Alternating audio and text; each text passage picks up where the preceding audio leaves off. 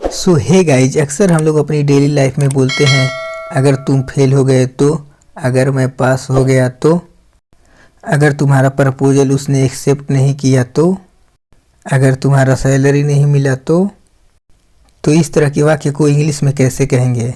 तो चलिए सीखते हैं। तो इस तरह के वाक्य को इंग्लिश में बनाने के लिए व्हाट इफ़ का प्रयोग करते हैं। तो आइए सबसे पहले इसे बनाने का रूल समझते हैं।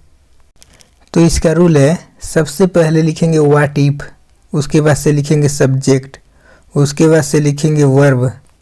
एक बात ध्यान रखें, अगर सब्जेक्ट सिंगुलर है तो वर्ब में यस जोड़ देंगे, उसके बाद से लिखेंगे ऑब्जेक्ट।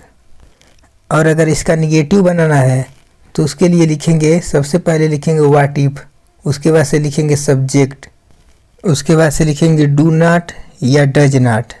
यहाँ पर भी अगर सब्जेक्ट सिंगुलर है तो डजंट लिखेंगे, उसके बाद से ऑब्जेक्ट लिखेंगे। तो चलिए एग्जाम्पल के माध्यम से इसे और अच्छे से समझते हैं।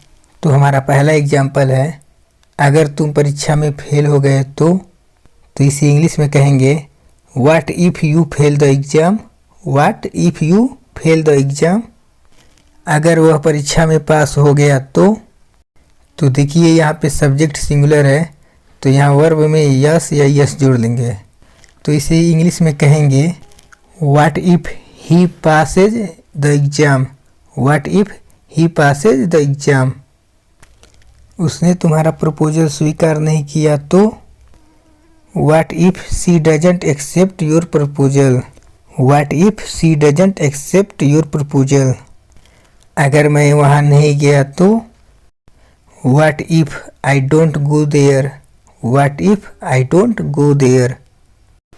अगर मेरा सैलरी नहीं मिला तो what if I don't get my salary, what if I don't get my salary.